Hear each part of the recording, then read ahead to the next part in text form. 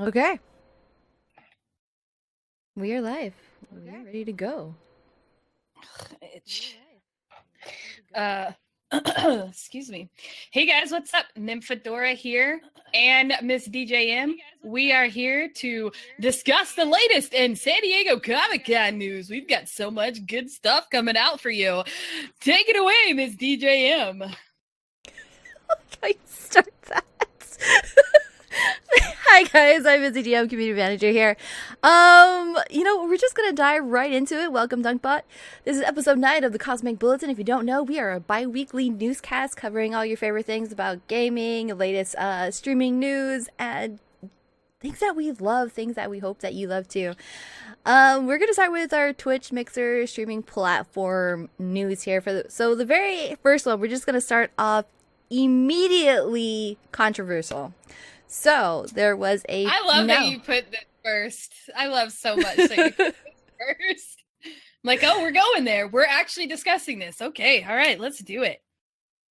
So very controversial, and since then there's a whole lot of things I've gone down, and I know Nevador has been following up on it a bit more than I have. I kind of just pick up bits and pieces. So there was a Twitch streamer who was working for Uber and Lyft, which everybody knows is a nice community-driven taxi service.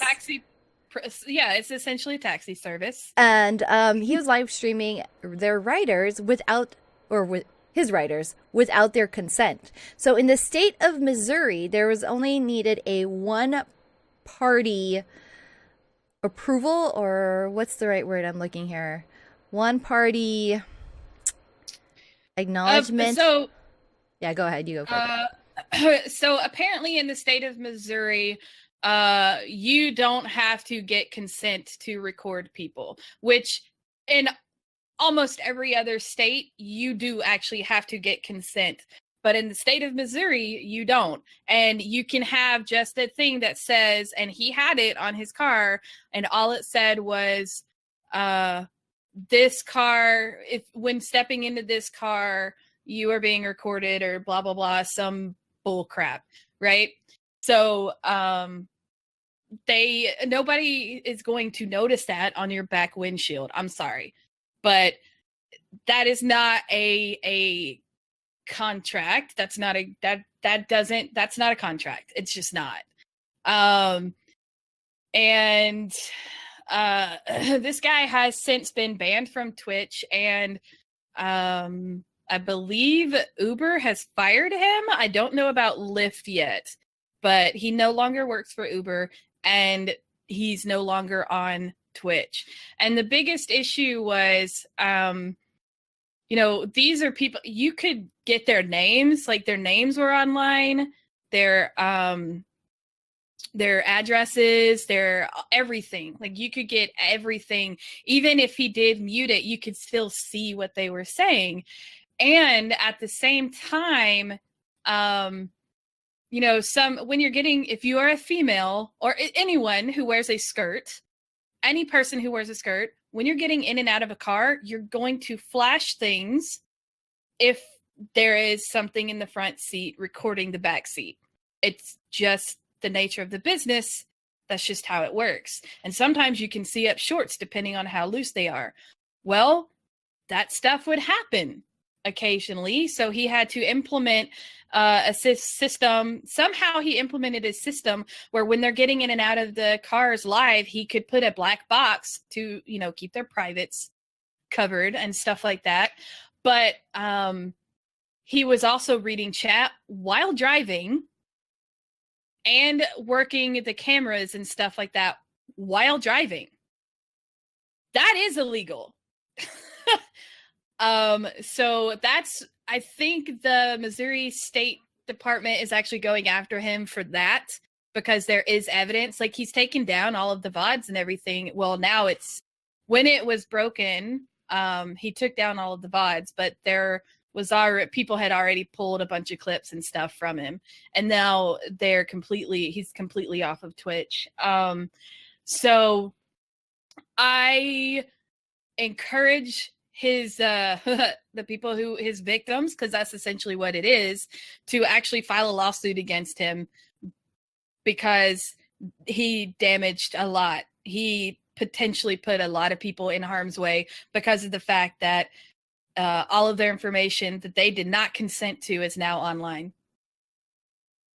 Like, some people had some of the people who were in his chat actually went and looked up some of his passengers, especially the female ones, and a lot of them were being graded in his chat, and they were saying stuff like, "Oh, I totally do her," or da da da da, while he wasn't, and he didn't encourage that. He still allowed it, and that's not okay. That is so dismissive and so condescending to women that, yeah, I'm sorry, but this guy's disgusting, and I don't care if he's a good guy. He's not, because that is disgusting, period. And there's that. That's a great opening piece. That is a perfect opening piece. Like, we're disgusted with you, dude. That's how we feel about about you in the Cosmic Bulletin. And since then, he has his stream has been taken down. I do believe he was actually let go from both Uber and Lyft, as rightfully so, because I think the original stance from them, the original comment from Uber and Lyft was like, oh, as long as he's maintaining, the legal laws for the state that he's operating in. But I think as it blew up even more, they realized, yeah, we got to do something because they're... Well, it looks bad. Yeah, I remember that was their first stance. It looks bad on their part to not go, yeah, we should let you go. Like, it does, because you're essentially saying, oh, just because the law says he can do this doesn't mean, like, because he's still representing you as a company. You're just going to let this shit fly? Like, that's not okay. That's horrible marketing and PR. Like, personally, they should have let him go as soon as this story broke. And not done the whole, well, technically it is legal. I don't give a crap. That right there is a ethic situation. Regardless of laws and stuff, it's demoralizing, and I think it's unethical to allow that to happen, even if that state's laws says it's okay. 100%. Sorry, I'm really passionate about that. I am so disgusted about that. And I hope Missouri changes their laws, because just to film in public here, you have to go through a bunch of loopholes. And I don't mind. I understand why that has to happen. And I think that should be across the board standard to film anything. Yeah, more? I'm done. You vented out. You feel good? All loose now? That means the rest of this, I saved this for this. Okay, so in further Twitch news, we also have some new stuff that's coming to Twitch itself. The very first one is being something really simple, which I need to see how it's going to be enacted. So Twitch introduced a new extension. They're doing a partnership with Giphy, so that you can actually, if the streamer that you're watching has it enabled, you can react during their live broadcast with GIFs. They are working with Giphy to construct, at least they're trying to lower the chances of having trolls coming into your chat, but they're pre-constructing some certain GIFs that you can use, and it's also going to be like a one at a time kind of thing, so it's not going to be huge a spam. It's going to be in this queue list that comes up, and then obviously as a streamer, you have somewhat controls of what's going to be popping up. Even with those implementations, I feel like people always somehow, okay, maybe not all people, but trolly people always finds a way to abuse that. Oh, definitely. I don't think this is going to go over well. I'm not going to lie. I mean, I love that they're actually trying to make the pools a specific pool of gifts that you can pull out of. I think that's smart. And I get why they're trying to do it, but I don't think it's smart, especially when DMCA rules actually state that we can't actually use that kind of stuff. and you have to be particular about those things. So, I mean, is Twitch essentially going against their own terms of services with this? Like I'm curious, like, why is it okay for Twitch to do this, but it's not okay for streamers to actually use it, right? Like, all of these gifts that you're putting in here, like, have you okayed that, say it's a gift from Harry Potter. Have you okayed, like, WB to use that gift? Twitch? Like, I think that there's a lot of trouble that they could get into copyright-wise doing this. We'll definitely see. I mean, I'm not obviously it's an extension, so it's completely optional to use. Right.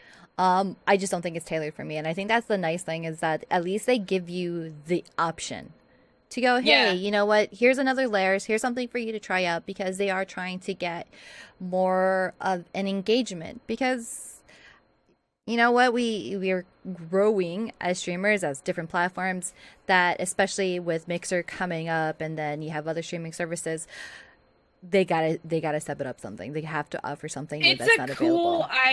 It's a very cool idea in theory. I don't think it's gonna implement very well, but I mean, if you don't try it out, you don't know. So, and I do like that about the extensions, that you don't have to use all the extensions, because I'm with you. I don't think this is kind of gonna work. My community doesn't really care about that kind of stuff. So my community they wouldn't give a crap, honestly. They'd be like, all right, whatever, cool. Yes, I want more stuff on your page. Right. Basically, that's what it is. What I think is new, and I think that's great that they're offering, I'm a little bit jealous about it personally, because this is something that I want for us. Not to say that we can't have it. Twitch is also creating the Twitch Creator Camp, which I think is an absolutely beautiful thing. Every year, every day, I'm amazed by Twitch. I have my personal qualms about it, sure, but I would have loved something like this. Yeah, nothing is perfect, but I would have loved, like, when I started back in like 2010, 2011, I would have loved to have this service, because back then it had a whole lot to do about, tweeting out like, hey, I need to do some troubleshooting on my channel. Can somebody just sit in here and tell me what you think? It's like a lot of trial and error, and there was no Reddit forum, there was no YouTube, there was no anybody that you could actually reach out to. Streamers. Yeah, there was no GirlStreamers. There was like none of those things to ask. I'm like, how do you become a streamer? Like, you establish that on your own, and then you kind of cater that. If you were friends with other people who were jumping in with it, you guys created that together. And now jumping into it, if you wanted to be a streamer tomorrow and it's something that's new, it's completely overwhelming because there's so much content now out there. There's so much tutorials and 101s that you don't know where to begin. And so here you are laughing at me. It's okay. I'm laughing at Matrix's comment. I'm so sorry. You're not sorry. No Girl Streamers. What an awful time that must have been. I love you, Matrix. Okay, I'm sorry. Continue. But it's just to have that information. So they're putting out this creator camp, which is pretty much streaming 101. It's Twitch 101. Like, how can we further your brand? And even if you're not new to it and you're a seasoned veteran, there's still stuff to be learned, different techniques, something that maybe like you didn't catch on the first time through, and you're like, wow, I can do this to make my life easier, or different types of engagement. So I think that's really awesome that they're going to be offering that. They're partnering with a few partners, well, actually not more than a few, quite a few partners that have been in the game for a really long time. That's going to be connecting, engaging with people, and you get to experience that and they're going to be covering as much as everything that you would probably need. I'm sure they're going to offer some higher level stuff for the more veteran ones that are just hit that plateau. Like, I have my round, I have this stuff, but I never break through this plateau that possibly people are stuck at. So I think that's definitely something to go and check out. You can find out more information on twitch.tv/creator camp.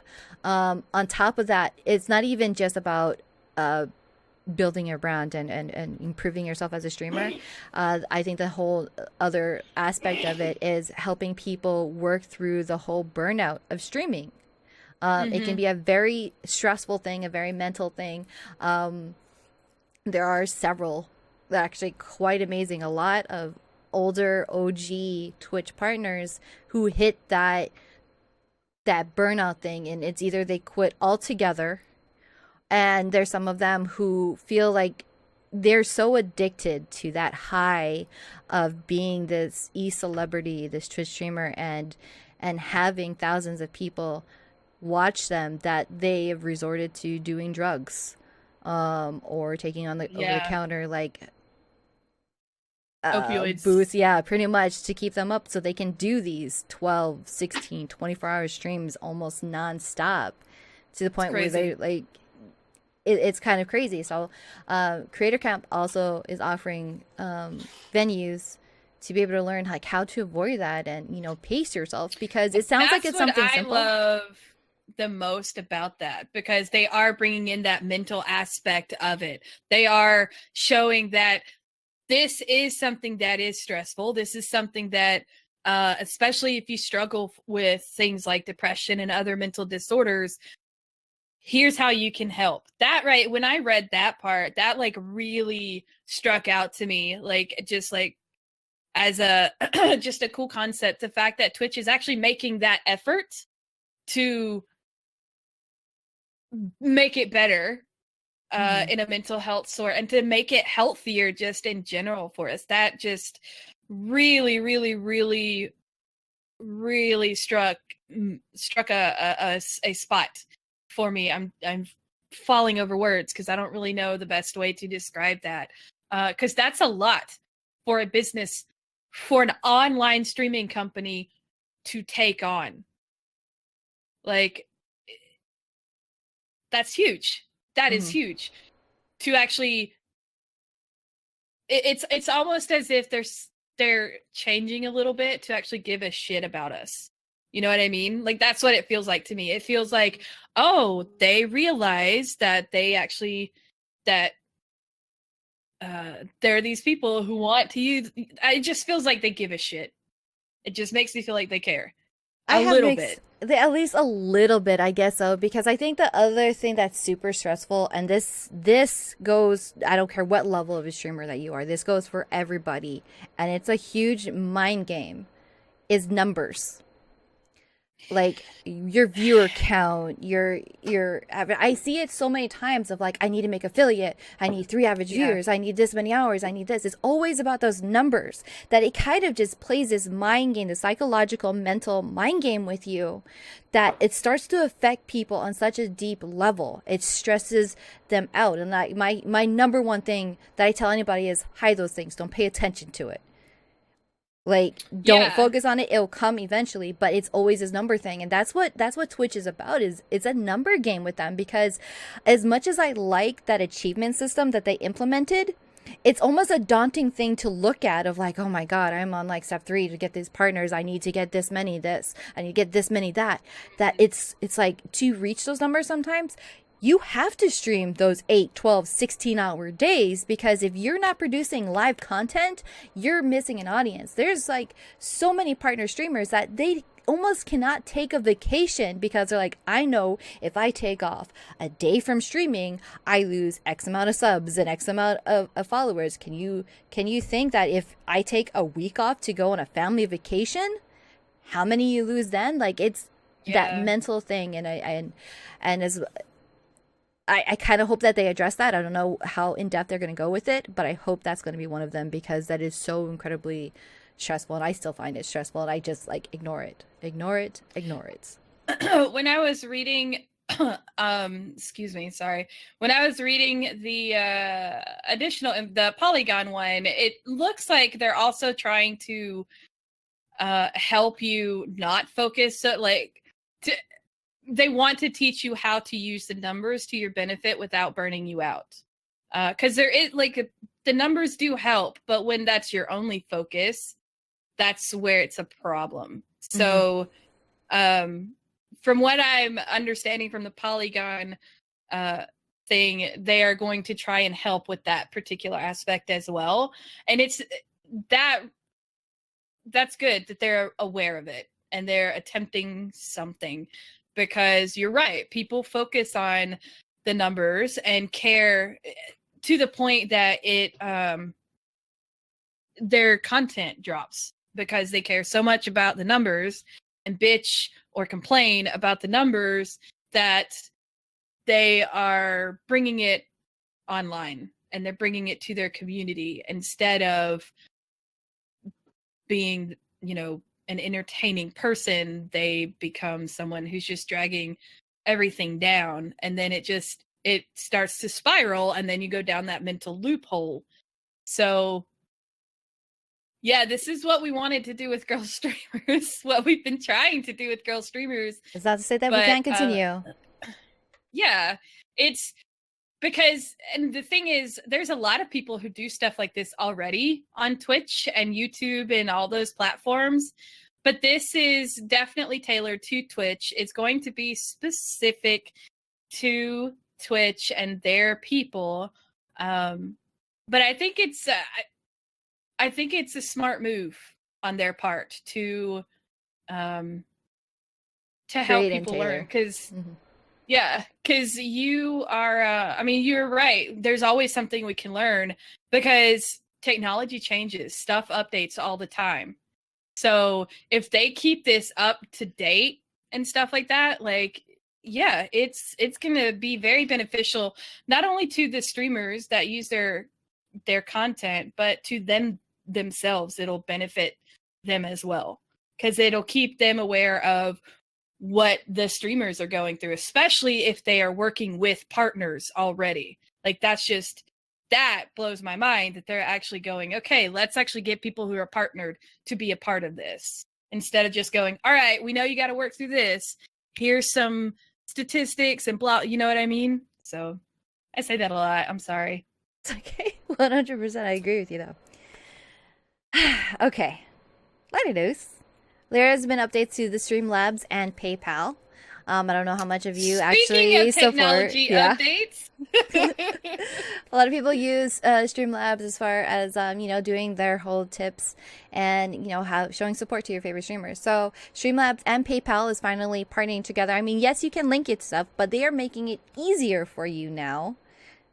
And by doing it by clicking a button. So this is a service that's going to be rolling out over the coming weeks that you should be able to do one-click tipping. As of right now, if you click on your, a donation page, you have to go through, click it, log in, choose where you want the money come from, a message. You have several steps that you have to do.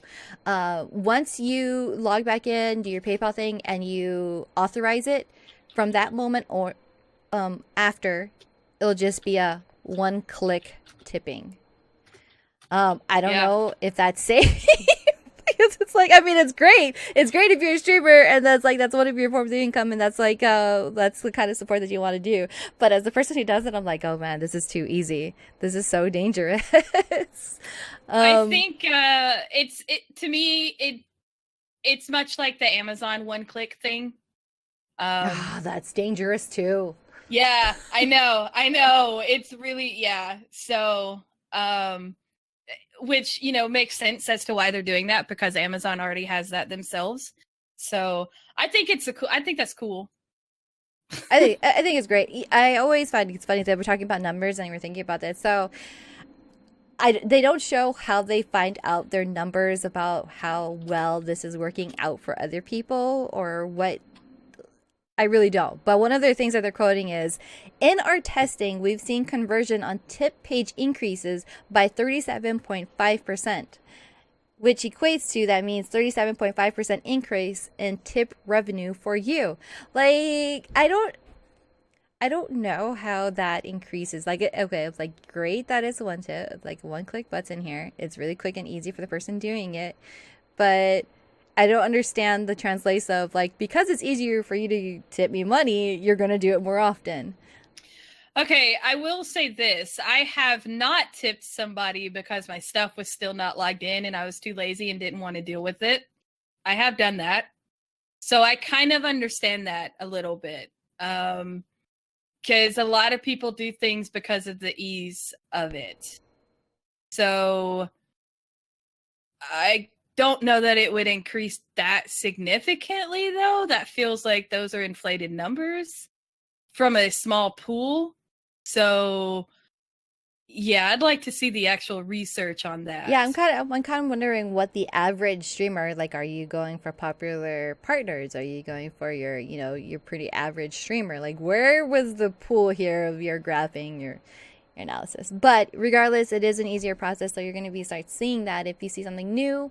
It is something that you have to re-authenticate and hook up just like one more time for this entire thing to kick in. But once that's set, you're good to go.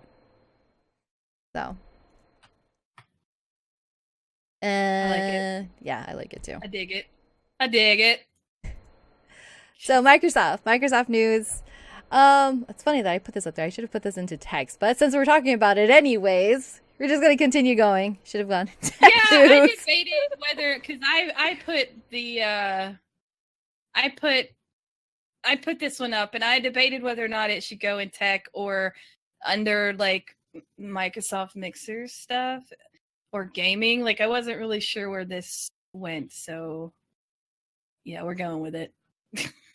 It's there. We're making it happen. So Microsoft, oh my goodness. I hate thinking that the next generation is going to be coming out soon. TM. Because I feel like it just came out. Like, I feel like it's only been a couple years, but I realize even for like PlayStation, that's been out for like almost 5 years now. And I'm like, wow, that's really quick. So Microsoft is working on their next generation Xbox, and it's actually going to be 2 different ways that they're going to be bringing you their content or their system. Yeah. So the first, it's over encompassing the entire project. It's under codename Scarlet, but they will have your physical that everybody knows about the Xbox One. It's a physical thing that takes a disc, but they also are going to be offering another smaller, simpler, more streamlined console that is their xCloud based gaming streaming hardware. I'm not sure how I feel about that. I'm not sure about having. Everything's going to the cloud, so they're creating their own cloud for games, essentially. That's what it seems to me. That's how I'm understanding it. Yeah, that is what it is. So, they're looking to launch both of these versions. Their Scarlet, their Project Scarlet, and their 2 different versions that they have, the one that we're all used to, and their xCloud based service around 2020, which sounds like it's far away. It's not. It's like a year and a half away, and it blows my mind. So obviously, we don't have as much information available to you about it, but just know that it is out there. There's information that's going to be starting coming out, and you're going to start seeing that. And I really would not be surprised if come E3 next year, like, since they're suggesting that this console comes out in 2020, obviously E3 is going to have a lot of news about this. Yeah. There's no price point. There's no specs that are being available of it, but they are giving you this choice. Instead of having, downloading digital games now, they're just going to have it all streamlined from their xCloud. And I'm sorry for hitting my mic. And that's how you're going to be playing it. I don't know what the lag's going to be like. That's the part that interests me. Like, I don't mind it if it's a single player game, single player experience. I can't picture having a streamlined game that's a multiplayer. I can't picture playing I personally wouldn't want to play like Call of Duty or something. I would not want to have to stream it and then stream it again to play it. Like that would definitely cause some serious lag. So, which I'm sure that's why they have the other second version. Dead Calzone. I like your name, actually. What games do you want to see on Xbox Next Gen? I have no idea, because I barely touch my Xbox now. It is the most fanciest. Player. It's the fanciest, like, paperweight that I have at the moment. So I'm not too sure because anything that is on Xbox I can get on PC, and if I can play it on PC, there's no purpose for me to buy it on Xbox. Pretty much. That's how I feel about Xbox. Like the games that I would play on Xbox, I play on PC already.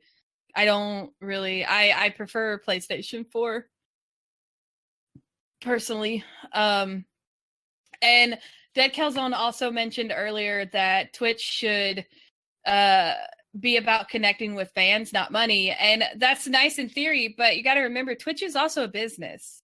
They have to have money to function. I like that they are trying to get back to their people, which is awesome. But people have to remember that businesses have to be able to function if they want to keep a business running. So the money thing is a bit more important. And I understand from a business perspective that, you know, some things are going to come before other things. So don't forget that Twitch is not, I mean, we get to use it for free, which is great, but they have to make money somewhere, somehow. I think that's all business models. They can't continue doing something if there's no money behind it. Gotta happen. All right, so we're trying to get through this stuff. We're just gonna fly through this pop culture news. San Diego Comic-Con? No, I'm just kidding. There was a lot of stuff, so everybody knows that San Diego Comic-Con was last weekend. There was a lot of stuff that came out of there. None of us here, at least between the two of us, really went to San Diego Comic-Con, but we do pay attention to a lot of things that come out of it. We're not going to cover every single little thing San Diego Comic-Con, but of course, in chat, or down in our comments on YouTube, if you're watching one of our VODs, we want to know, like, what is your favorite thing that came out of San Diego Comic-Con 2018? What are you looking forward to, or was it a letdown to you? And if you did attend, what was your favorite thing that you saw so far? So in the first news, which I think all of the Harry Potter stuff that came out of San Diego Comic-Con, like, okay. All right, I interrupted you. It's okay. It's okay. And I think I like that I'm starting off with this very first tidbit here. So Supergirl, I don't know if anybody ever watches Supergirl. Supergirl has casted the TV's very first transgendered superhero. Now, is the character actually trans? Because it didn't say in the article that the character is trans, just the actor is actually trans.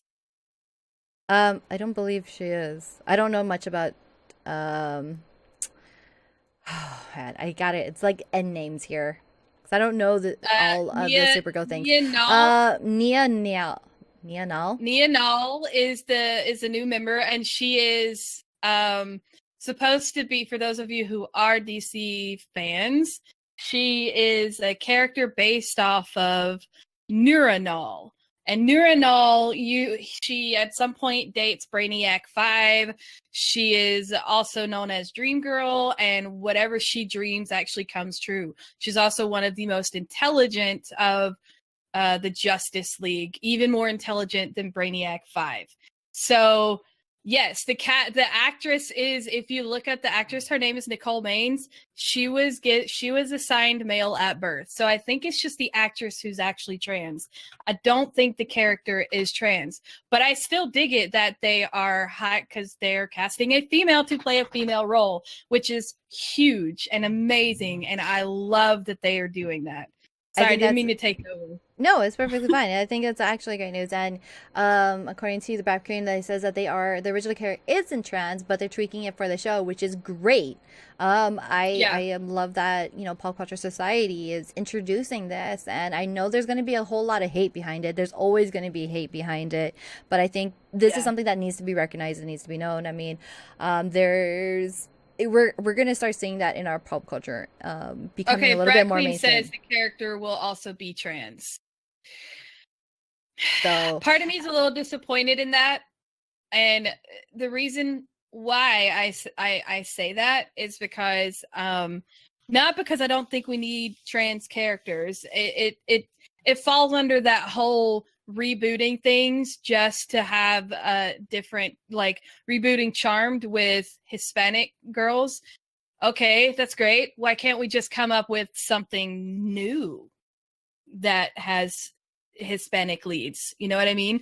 Like, why do we have to reboot Ghostbusters and have a female cast? Why can't we just have an all-female cast that are kicking butt, right? Like, I feel like that can fall under that whole category of we're doing this just so we're bringing this up and tweaking it just so that we can be a part of, you know, current culture and the current fad. And that's why that bothers me just a little bit. It bothers me just a little bit. It feels like they are, I feel like just casting a trans person into a female role is fantastic because you still have that representation in that way. But I'm on the fence about this, and this is coming from a cis person, so you know, you can correct me if I'm wrong, but that's why that's why I'm kind of like on the fence about that. I understand what you're coming from as far as TV shows like Charmed.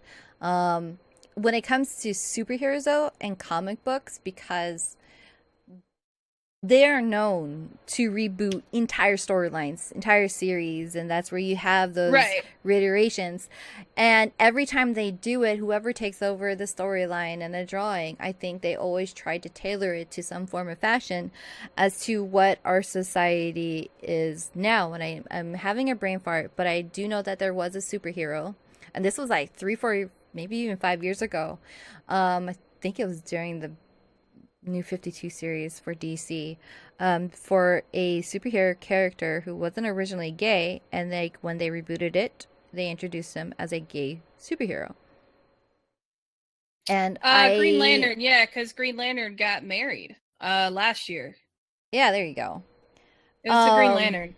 But I think that's why they do it. I'm more accepting towards those things, and with support for the LGBT. I think it's great about comic books just supporting the LGBTQ community in that fashion. So I think it's almost natural to see that progression into our pop culture, at least for our superhero themed TV shows. As like normal. I said, I don't think it's 100% the same, but I do think it rides that line of, well, is this, if they don't do it correctly, it could be detrimental instead of helpful. We shall see. But either way, I mean, I get what you're saying. I see it from both sides. Just not to take away from it, I think it's great that they're casting a transgendered actress for the part. Anyways, even if they kept it as the, you know, the character itself as a straight superhero, female superhero, whatever it may be, I think it's great that they're casting. Right, exactly. Thank you, Julie. That's, is it genuine, or is it just to appease a group of people? Because in the end, if you're doing it just to appease people, I don't think it's going to come across the way it should. I'm hoping, thank you very much, you put that into words. That was much more, I want it to be genuine is what I want. That's, anyway. Okay. You know what else I want to be genuine? My cooking. You like that transition? So, Fallout 76, if you're not hyped for it, you should be hyped for it. And they are slowly building up the hype for it by offering, there's a Fallout 76, the Vault Dwellers official cookbook, in which you can pre-order on Amazon. Obviously, it's not going to be radioactive food, but it is going to be very much Fallout-themed foods. So I think it's cool. I love these little niche-y things, even though it's basically deviled eggs. I love those little creative things that you name it, and video game things. I have these burger cards from Bob's Burgers to create these little themed things. God. I love them, and I started cooking and trying them out. I love Bob's Burgers so much. And I love it, so it's gonna be definitely on one of my pre-order things. I think I don't know. It looked good. Then again, I just love food. And the fact that I can add a cookbook, I feel like I'm more expected. Like, I expect myself more to be more likely to cook something that's based out of a video game themed meal than if I went to Betty Cocker's cookbook. Like, that doesn't sound fun. I'm one of those people who need smiley faces on their damn pancakes, okay? I still want the WoW cookbook. Shendo, I've seen some DJ's foods and it all looks amazing. I would, if you ever come to Hawaii or ever in your town, I'll cook for you. I'll cook for anybody. Food is love. Okay? That's all I have to say. Even if it's radioactive themed. Speaking of reboots, I love this. Speaking of reboots that are probably not genuine, I'm sorry, this one, when I saw this, I was like, really? Really? Buffy the Vampire will see a reboot. What is different about this reboot? Buffy will be... Absolutely nothing except for the color of Buffy's skin. That's the problem I have with it. Buffy Absolutely will be casted nothing... as an African American woman. They're not changing the whole concept of it. They're not nothing other than the fact that she is now an African American woman, which is great. We need more representation, but make a new story. You know how Buffy much they're not going to change time. about it? You know how much they're not going to change about it? That even Joss Whedon will be back to executive produce. I know! Buffy the Vampire reboot. that at least Charmed has new people involved with it, right? At least Charmed from production to post has new people involved in it. Buffy doesn't. And I agree. Joss being involved in it is a scary aspect because I have heard rumors about him that I'm not going to spread because I don't know how accurate they are, but it's questionable. So, I agree. And when they make changes like that, they need to make a new story, a new show, a new name. Like, it needs to be new. Like, they're literally changing nothing aside from the color of her skin. Like, during the 90s and early 2000s, did you like watching Buffy, the original Buffy? Did you like the TV show? Oh, I actually had this conversation with my husband. Buffy was good until they changed networks, and then it wasn't good anymore. So it ran past what it should have ran past, in my opinion. Like most American TV shows. Xena would be a great reboot, actually. I'm not gonna lie. I actually agree with that. I think Xena Warrior Princess. But they're not here. They're not changing the mold in this, though, is the problem, Brat Queen. They're not changing the mold. It's the same mold with the new paint. They're just painting over it. And I don't think that's okay. I think that it needs to be something better. And I think Xena would be completely different now than it was, in the 90s, 20 years ago. You're misinterpreting a lot of the things I'm saying right now, Brat Queen. But if we have reboots, I'm glad they're changing the mold. It's not so much the mold as it is, like, it should just start off, like, I wouldn't care. We're just saying that we don't mind if it's a person of color, but it should be a whole different storyline. Like, it should be a whole different set of, like, these sisters should be, like, why can't they be cousins? Why can't they just be, like, three, like, serendipitously friends that somehow get these powers? Something just different. And then for the reboot one of Buffy, like, aren't there other vampire slayers? Why does she have to be Buffy? Why couldn't she be like a daughter of Van Helsing or something like that? That would be cool as shit. But it's just adding to it. It's always these reboots. I don't want a reboot. I want a different story. Like, I want a continuation of this universe, but in a different story, a different light, a different town. It doesn't have to be Sunnyvale. Does it have to be San Francisco? Be a different vampire slayer. I think she's getting her own name, but it's still the same concept of, because I don't know if you guys remember Buffy being a line of vampire slayers, and there was an African American vampire slayer in Buffy, because remember when Buffy died, all those times other vampire slayers came up, and one of them was, I don't remember the girl's name at the moment, but one of them was African American, and they were both vampire slayers at the same time, which the lore was like, no, you're only supposed to have one new vampire slayers replace the old ones, but Buffy came back to life. So it's just Kendra. Thank you. Her name was Kendra. So yeah, I again, it's the whole, let's come up with some original content and put these, like, and it's not even just TV shows. It's not even about TV shows. It's about movies too. We have just constant reboots. And for me, it's not about really necessary race. It really doesn't, I don't really care who they cast in things. I'm tired of 3 different Spider-Mans. I'm tired of how many Batman. I really love Batman too. But I don't need another reboot of Batman. I don't need another reboot of Spider-Man. I don't need another reboot of any of those things. Like, it just drives me insane. But one of my favorite TV shows that came out was called Sleepy Hollow, and its lead, the person who actually got the lead, was not the male counterpart. It was the female, and she was an African American woman, and she was a really good actress, and her role was, oh my god, beautifully written, such a complex story, and still very as a white woman, still very relatable. And I loved her storyline, and I loved that story.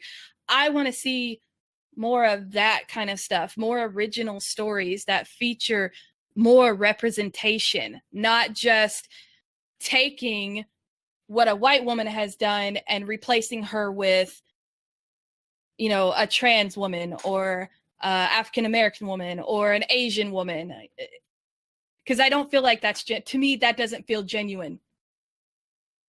Because it feels like, oh, it feels like they're trying to appease the populace. And it's like, to me, that doesn't appease me. That doesn't please me. I want to see more genuine written stories that not necessarily are written for a specific race, but written with the idea that anyone could play them regardless of race or gender. Does that make sense? Mm-hmm. I hope that's a little bit more understanding of where I'm coming from. All right. You know what I do love? I love sequels. I don't like reboots, but I love sequels, and I know you want to talk about this, so we're going to talk about this, and I'm sorry if we might spend like 15 minutes on it. I hope we don't spend 15 minutes on it, but there you go. This one's really cool because, I mean, this takes that idea of another story, although it's like, yeah, it's another white boy, but Fantastic Beasts! And the Crimes of Grindelwald. So I freaked out. I loved this. I don't know. Okay, I'm sure you guys can tell that Nymphadora is a huge Harry Potter fan. If you go to and watch her streams, she has the Harry Potter themes. Even her name is styled after Nymphadora herself. Oh my god, I love this. I think I can spend my entire life in Hogwarts, and if I had one wish and I had a genie, I would wish I love you so that much. I love you so much. I would wish for Hogwarts to be real. I would wish to be 11 and get my letter, and that'd be it. Look, our letters got destroyed by Voldemort, okay? That's why we never got our letters. Our letters were destroyed. And I love this take. I love that it's not necessarily a prequel. It's just a whole different take of the entire Harry Potter universe that we got to see before him and what kind of essentially leads up to it. And I love who they casted for Grindelwald. I love who they casted for Dumbledore. And I freaked like on the inside when they ended showing Nicholas Flamel Oh my god! Yes, I was like, that was my reaction. Like, yes, I'm so excited for this. You have like no idea. This movie, like, November 16th. Like, I wish I had the most amazing movie theater on island. We have a really crappy one. But it's like, I love this series. I want to see this movie so bad that I am actually seriously considering flying over to Oahu, which has amazing movie theaters. Like, this is a $180 round trip ticket, just to fly to No, Oahu you to are watch in the not. theater, so I can watch it. Yeah, I am. That's how You seriously might as well I would just love to see it. fly to California with me and watch it with me. But yeah, but that I ticket's mean, way more. I mean, I'm already flying to go and see you for TwitchCon. I can't do it like, oh yeah, I'll come back in 2 weeks to watch Harry Potter with you. I love it though. I really love exploring a world that is so full like that. Like going back to the Buffy thing, I would love to explore more of that world, or any of those like really cool, just a lot how they're doing with the Star Wars universe. I actually am a big fan of those one-off stories, just to kind of add a little bit more to the. I enjoyed Solo. Like, I absolutely love that. Here, let's tell a side story from this perspective of this main story. I love that idea. And those are the things that you could totally like just have. You could go so far with all of that stuff. Julie says that she can stand in. She'll go watch it with you. I love Newt. I love Newt so much. Oh God, he is such a good actor, such a good character. I like Eddie Redmayne, but I feel like I need to understand more of why he chose Newt to be the way he is. Because I personally don't feel Newt would be as timid and reserved as he is. I feel like Newt was a more extroverted person, especially with what he did, but we'll find out more. I take it why Newt is such kind of like an introvert is because he loves what he does, and it's such a weird and bizarre thing, even within the wizarding world, for him to do that. He's kind of like his own. He is literally just like this wizard geek that knows how to get along with creatures more rather than actual people. Because you see that even now, even in Muggle world here, that there's people who are so incredibly smart and geniuses and great at what they do, and they lack that kind of social skills. Like, they're really friendly people, but just saying hello, they probably go through like 1,000 different ways of like, how can I say hi to this person? Like, how do we be friends? and I think that's what I like about Newt, and I love it. I mean, I get along with cats and humans. I get it. So that's how I feel, and I'm just so super excited. Oh Sorry, my I don't goodness. mean to be yawning. It's okay. So I've had a really long day. And that isn't. We'll be talking about more Harry Potter later on in our show. That isn't the last. Actually, little tidbit. next up, we have some cool Harry Potter stuff that if anybody wants to donate $400 to me, I will build it on stream. The Hogwarts Lego castle. That shit is. I'm sorry. I was about to say some really bad words, but it is dope AF. Dope AF. This thing is so freaking cool. I want it. And it's $400. So if anybody wants to buy it for me, just, You don't want to buy it for her. You want to buy it for me.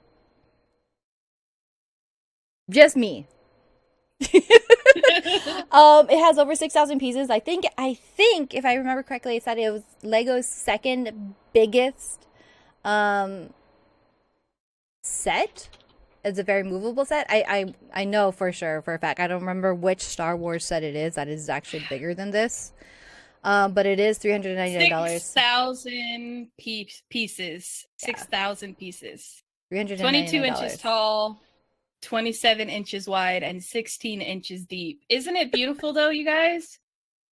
I'm not buying it for either of you. Do it. No, you. So hi Lego, we are GirlStreamers. We are your hosts, Novatora and Miss DJ, and we would love to review your 6,000 piece Hogwarts Castle set. If you love to see this, we will have a speed run of the fastest who can put Hogwarts together. You know what? I would totally be down. If they were to do that, I'd totally do a speed run, a speed test of which one of us can put this thing together the fastest. I don't think I have a desk big enough for this. Like, that's a 24-hour stream. Nope. That's basically what it is. We're doing it. We're doing it. Lego, we're doing it. But it's beautiful, and I love it. Oh my God, do I love it. Oh, It's gorgeous. I'm jealous. It really is. I'm jealous. So, Queen, how you doing? Yes, Queen.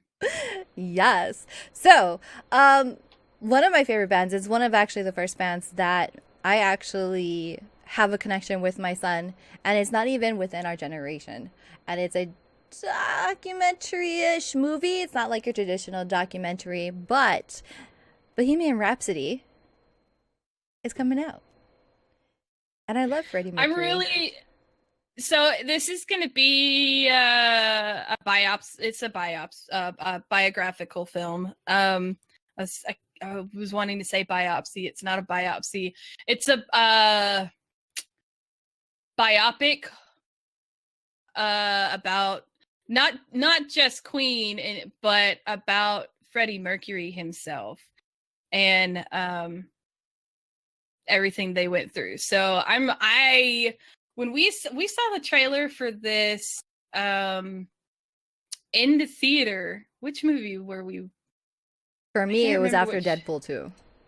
It may have been Deadpool 2 that we saw it in, but I was like, I am so impressed with who they cast to play Freddie Mercury. Like, they did if you look at him, they did a really good job with the makeup and the casting. Like, that is, whoa, it's uncanny how much he resembles him. Like, it's, excellent casting. The whole cast that's in this are all extremely talented. So, yeah. Rami Malek, I believe is the actor's name. He's a great actor. I'm just excited. I know it's not meant to be a musical. I mean, I know it's about a band, but I'm going to be singing, and I'm going to be that person in the theater. Hate me all you want. You're not going to get me not sing. I sang during the Beauty and the Beast live action film. So, especially when Emma Watson was on screen, because she couldn't hit those high notes and it was really bothering me. So I had to sing it for her. Oh my gosh. So Bohemian Rhapsody comes out November 2nd. I'm going to be singing along. I can't wait for it. November's going to be a great time. Like, I get to start off. There's a lot of cool stuff. Because I get to start off with Bohemian Rhapsody at the beginning of November. Then we got The Crimes of Grindelwald. The middle of December, or not December, November here. That's going to be great. It's going to be great. Yep. So this next one, are you a Vampire Diaries fan? Yeah, I am. It's a guilty pleasure of mine. I don't say it's guilty. I'm open about it. I love it. So I watched the good seasons, and then it trailed off like most American TV shows. It went on too long, and it was okay. About the time the originals came out, the spinoff of the originals is when Vampire Diaries kind of went downhill, in my opinion. But now there's another spinoff from the Vampire Diaries called Legacies. Yeah. Okay, so this is the thing for me, and I think it goes back to our whole rebooting thing. It's not a reboot. It's a continuation. It's a different take on it. Right. It's not like they're reinventing, Elena. It's a spin-off. I mean, it's The a good name of the unoriginals. So this takes place after. So it's funny. There's going to be a transition phase. Legacies takes off in October 25th, and when the ending of the originals is done. They're having closure on the originals after 4 seasons. They're going to be introducing Legacies, which is a continuation after the Vampire Diaries. So it's when the Salvatore's home turns into this university for.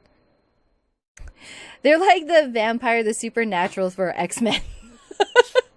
Because they're turning the Salvatore house into this, like, quote unquote gifted school for, creatures, for witches, for vampires, for werewolves. And the main character here, she is the very first of her kind. She is a vampire, she is a werewolf, she's a witch, and she's trying to figure out how it's it. And of course, CW, it is a coming of age TV show. So of course, we'll see how it goes. Honestly, I will watch it, but I can't picture it going past like 2 seasons, to be honest. I bet the first couple of seasons will be really good, and then it'll be like every other coming of, it's a certain market. It's definitely a certain market that is not mine. I'll give it a try, because I did like Vampire Diaries. I do. I didn't really get into the originals as much, but my feelings from the trailers is like, maybe being 34 years old, I shouldn't be watching coming to age TV shows anymore. Right? I will say this, like, I got really freaking tired of not being able to drive down my freaking road because of those 2 shows.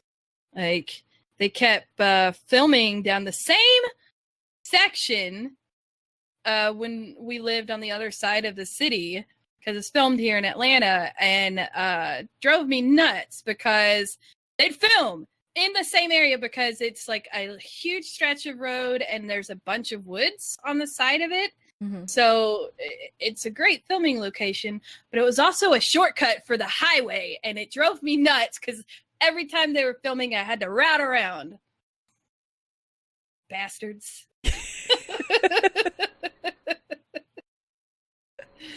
Okay. All right. So this next bit, we're going to have quite a bit of DC news that are coming up for our pulp culture things. We're going to be starting off with, if you love watching all of the superheroes, especially the DC stuff. So all of the Marvel stuff seems to be mostly on Netflix. DC is on your cable TV shows. You have Gotham, you have The Legends of Tomorrow, you have Flash, you have the Green Arrow. Well, pretty soon you're going to have Batwoman too. There's going to be a Batwoman series coming out. They didn't show anything to give it away, but what I love about the DC TV shows is there's so many crossovers. I love it. It's like they have their own shows, but you know that they exist in the same world and universe together, or multiverse together, and they cross over. So I'm super excited for the Batwoman series. I am super excited because if you look at the artwork on this trailer, like right now, well, you guys are behind, I'm behind. So anyway, if you look at what's on the thing, it is from the New 52 series, which that's where I started reading Batwoman. And I love that story because she is an openly gay woman, and she was kicked out of West Point for being openly gay. And so I really hope that that means they're going with that background, because it's a beautiful story. I love that story so much. Batwoman is like my favorite. I think Batwoman is superior to Batgirl. I accidentally brought something over. My bad. I need more screens. I need more screens. Yes, she is also Jewish, which I love too. So, and her costume is freaking cool. So yes. I'm excited. I love it. I love their crossover series. Yes, to whoever mentioned it, the crossover series does start December of this year. We don't have to wait too long, and I'm stoked. I love everything. Like, DC movies is a love and hate between people, and I can understand, I can see that, but I don't see how you can dislike their TV series. I haven't watched any of Supergirl because I'm not a big like Superman. I don't really care for that line, so Supergirl hasn't struck me, but I've really enjoyed Arrow. Gotham is really good, and That's all I've seen so far. I haven't seen Flash. It's on our to watch list. But all of the DC stuff that we've seen so far has actually been really solid. I'm gonna say that Supergirl, the first season, was hard to watch. It was really, really, really poorly done, but it was taken over, and when it was taken over and brought into the CW, because originally Supergirl was not part of the Flash and Arrow universe. It was on a different network, and then it came over to the CW, and they're like, and you're part of us now. And I think it got better from that point forward. It was ABC. I think it was ABC. I don't know who it was, but it was really poorly done, and I'm glad that CBS. I'm glad that they took it over, because from that moment on, it was great, and I loved it. On top of that, there's going to be a Stargirl series. The Stargirl series will be introduced. Not too much information has been put out to that, but it is coming to the DC universe. It'll be written by Jeff Johns. We're probably going to be seeing the first of it in 2019. There's going to be 13 episodes for its very first season. We'll see where it takes off. To Jeff Johns, this is a very, very personal thing. He created this character in the 90s, shortly after the death of his sister. So Stargirl is based off of his sister, more like it.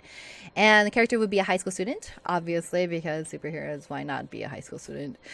Who teams up with the Justice Society to take down villains both past and present. And the character will appear in live action before. It has showed up before. It's not the first introduction of Stargirl, but it will be the first of the TV series, because Stargirl was in Smallville. If you ever watched Smallville, which I loved, which is one of the very first superhero TV series I started watching. So is she going to be as sexualized as she is in the picture? Probably. I mean, maybe not, because even Supergirl, even some of the first early things of Supergirl was a little bit sexualized, but when they brought her to, TV for cable, they toned it down quite a bit, and I think that was great, and hopefully they do that with Stargirl.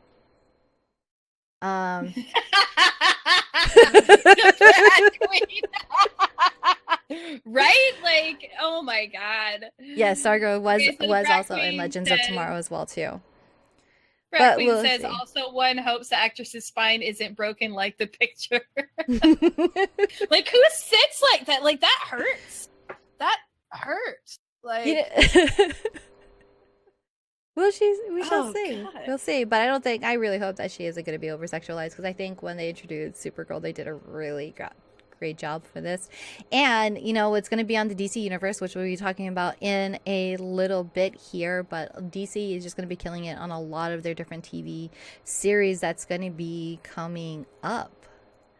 I'm excited to see more female-led comic book series shows and stuff like that. That's really nice to see that they like Batwoman, I'll admit, does not have as good of villains as Batman, but her story herself is really good. I don't know anything about Stargirl, but so I'm hoping that they will, maybe make some of the villains a little bit better on the TV shows. Some of those villains are terrible. Batman news, because we're going to be talking about all this. Batman news. So, did you grow up on Batman the animated series? Oh my god, with Mark Hamill as the Joker? Yes. Well, Mark Hamill actually still maintains being the Joker in a lot of things, even nowadays. And he also voiced Batman a couple times, so. It was his first into the Joker, and I'm sorry, Mark Hamill is so amazing as Joker. He's just so good with that. Like, amazing. Well, I love you, Mark Hamill. You can get the Batman the Animated Series on Blu-ray October 12th, and you can pre-order it right now on Amazon for $112. That's super cool. I would love to buy that for my brother. That would be an amazing gift to my brother, because he is a huge Batman fan. Like, I remember growing up watching these with my brother. Like, this is... We love Batman because of this. Because of the cartoon. We love the cartoon. I love the way they did Poison Ivy in the cartoon. Like, oh, God, yes. So in Okay, this one, the featurette, so you'll have different promos. There's going to be a lot of things in this. So let's see, it's available for pre-order, and I'm trying to look for it. I believe I already said it's going to be released October 16th. You're also going to be getting some full length films. So you have Batman, Mask of the Phantasm, and Mr. Freeze, Sub-Zero. The box set also includes audio commentaries by cast and crew on 11 of the episodes. I wish it would be all of them, but I can understand why it wouldn't happen. But the 11 of the episodes will include commentaries and a series of featurettes, which is going to be quite a good amount of them. Yeah, definitely check out the link that we're going to have listed into our notes and everything about finding out more information. You can also look it up on Amazon. I do have it pre-ordered. I say go to that. So they're worth it. Yeah, God, that's definitely going to be a Christmas present right there. That's so awesome. Yeah, I love it. Oh, this set is so good. It's so worth. I rarely buy physical mediums anymore, but you just have to for this. I am the person who will buy the physical copy of movies and DVDs and Blu-rays now. But because I'm a film person. I want to show you what I've got. Okay, that's what I collect. Speaking of DVDs, so I highly suggest getting it on Blu-ray because it's $112. If you want it on DVD, it's $188. I don't even want to know why the DVD one costs more, but that's weird. It is weird. It makes no sense. This next DC Universe information is I'm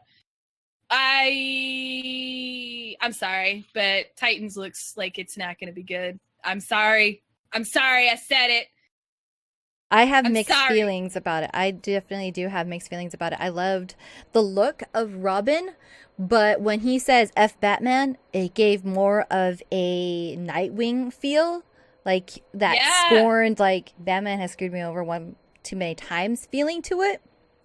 And he obviously looked like, of course, I'm getting stuck with the whole Teen Titan things and their age range there. I feel like he's a little bit too old for the team, for the group here. It's interesting that they're starting off with Raven, the introduction of Robin and Raven first, and I guess that makes sense. But when I was talking about it with my viewers and my subs, I have to agree with them. They brought up the point that when they're introducing the Titans here, I feel like they should have already went with an established, like the team already exist and you're continuing on from there. Rather, obviously from the trailer you can take it that this is the building of the Titan team. Yeah, but it just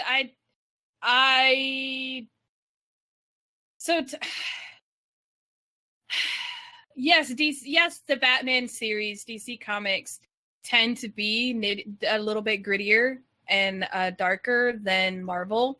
Although Marvel has its dark, gritty stuff. Especially in the Batman world, it is known to be dark and gritty. I feel like they leaned a little too heavily into the dark and gritty, at least based off of what we got with the trailer. Especially when it's supposed to be, I mean, if I'm not mistaken, it's Teen Titans. But I think that's why they left out the teen in this one and just went with Titans, because they're not trying to tailor towards the teenager. They're trying to tailor a little bit more to the older audience. DC as a whole is not supposed to be dark and gritty. Batman is dark and gritty, but I don't think the rest of their stuff is supposed to be quite as dark and gritty as it is. And it works for like Arrow. It works very well with the way they wrote Arrow, but even Arrow is not as dark and gritty as the Titan trailer. The F Batman thing with Robin, just like, I'm not a fan of what I've seen so far. I'm really not. I'm obviously gonna give it a try. I mean, I cannot not give it a try. I am a bit more DC than I am Marvel. I have weird feelings about that comment that DC as a whole is not supposed to be dark and gritty. I think, well, compared to Marvel, yeah, it's dark and gritty. Yeah, it's compared to Marvel. If you compare it, it's supposed to be. But definitely DC, but agree. see, DC is a more mature. It's a little bit more mature audience that tends to read DC. Or at least that's what they're going for, especially with their content and stuff, because they do kind of hit a little bit more hard on certain subjects than Marvel does. Sorry. It's okay. And Titan was actually very interesting. The introduction to DC subscription services, which is DC Universe. I'm not gonna lie, I'm actually gonna go and try it. I'm going to go and subscribe to it. I don't care what anybody says. That's gonna be me. I will. I'm really tempted to subscribe to it just so that I can have the access to the comic books. I would love to actually just be able to read the comic books on my Kindle. I'm really this is what DC Universe is doing, is actually things that hubby and I have actually discussed and suggested that comic books do for a while. I do kind of wish that what they would do is if you go buy a paper comic book, like actual physical copy, you get a digital copy so you don't have to ruin the physical copy. Because I would buy physical copies all day long as I got a free digital copy. Just putting that out there in the universe. The DC universe. But yeah, like there are, like, our comic book shop is a terrible comic book shop. They don't contact us when stuff comes in, so we miss a lot of stuff, and it drives me nuts because we don't go every week to find out if stuff came in. At least you have a comic book shop. We don't have a comic book shop. We don't. I mean, and plus I have limited good, space, so I can't buy physical things. And Hawaii is such a humid state that they end up getting ruined. I do have a collection of things, so I like that whole digital medium. I don't exactly have something to read it on the digital stuff. Like, I don't have a Kindle or an iPad.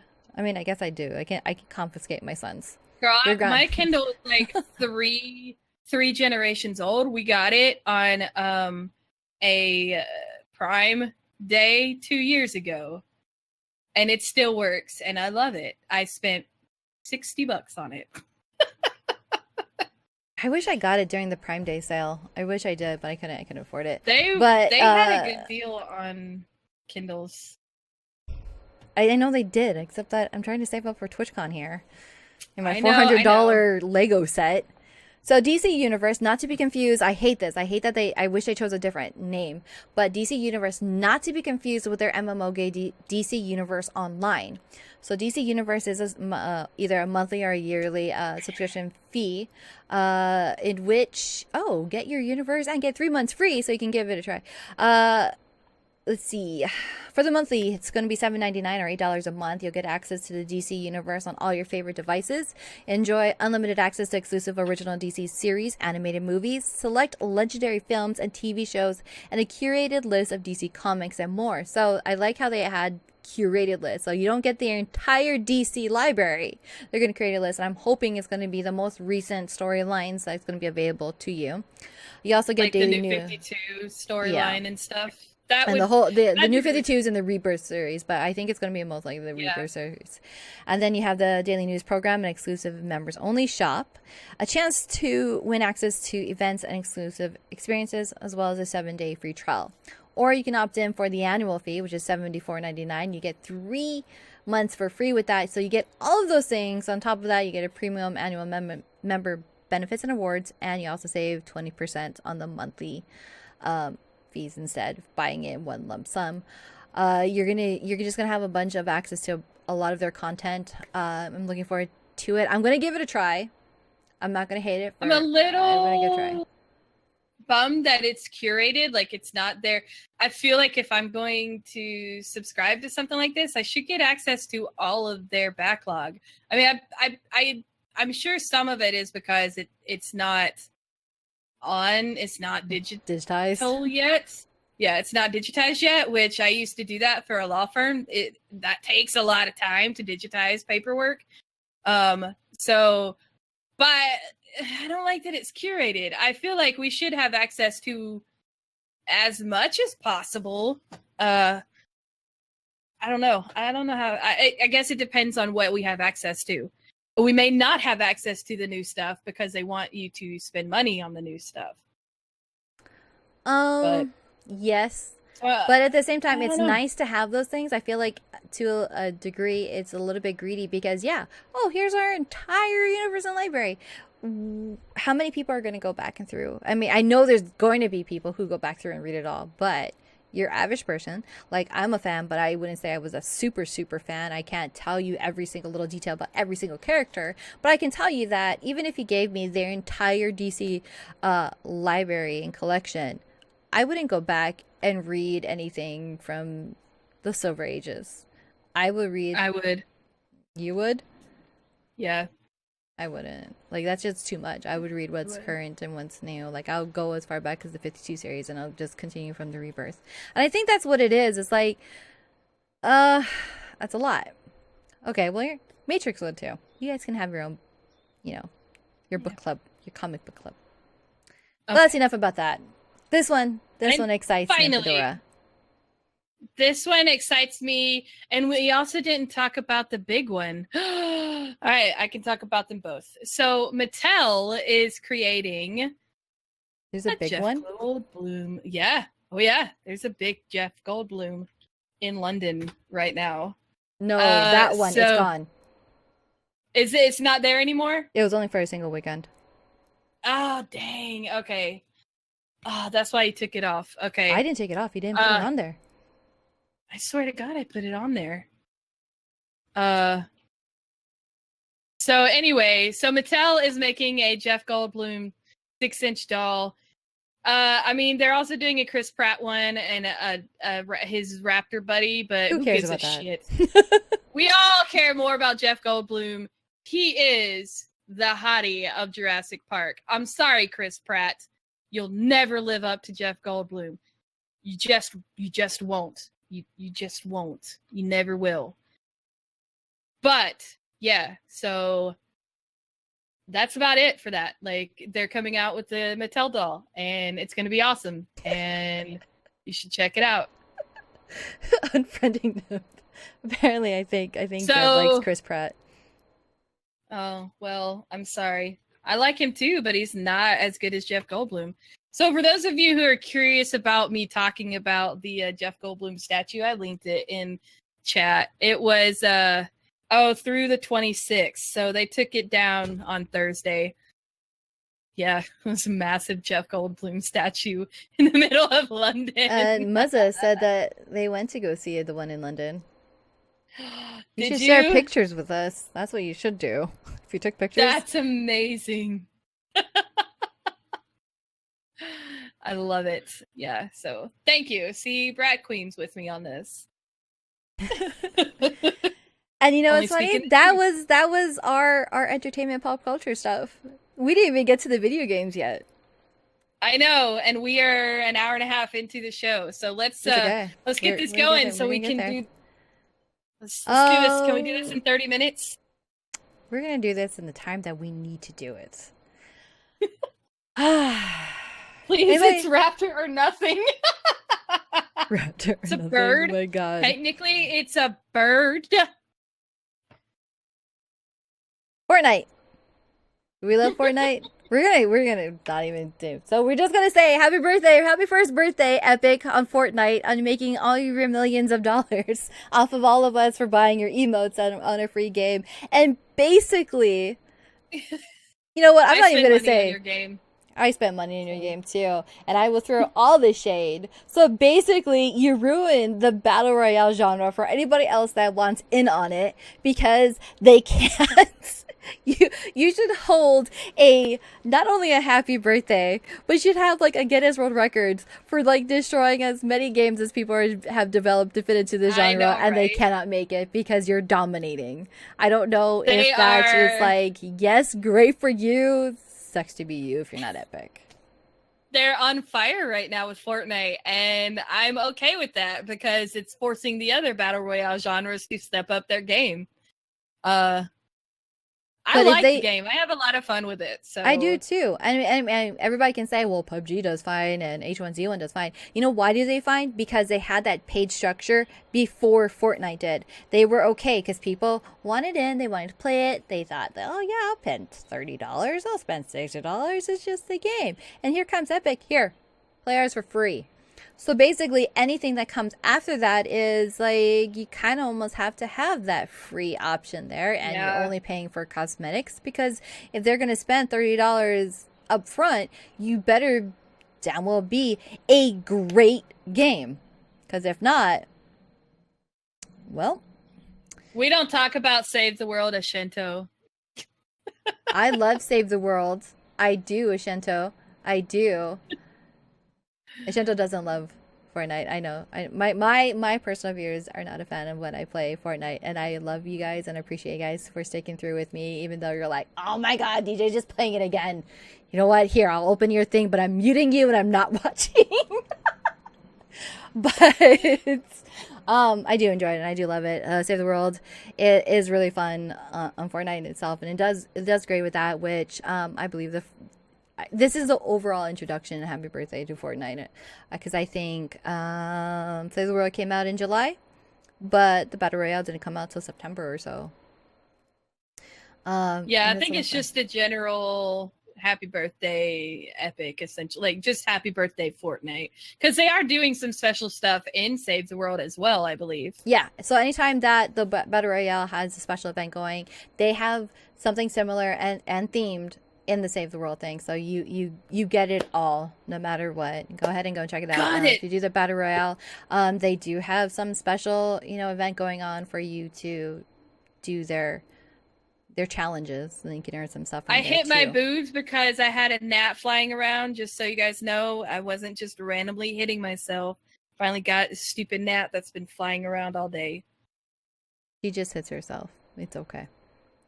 So, continuing on with games and the movie theme, Nathan Fillion, I don't know, I mean, I heard about this a few weeks ago.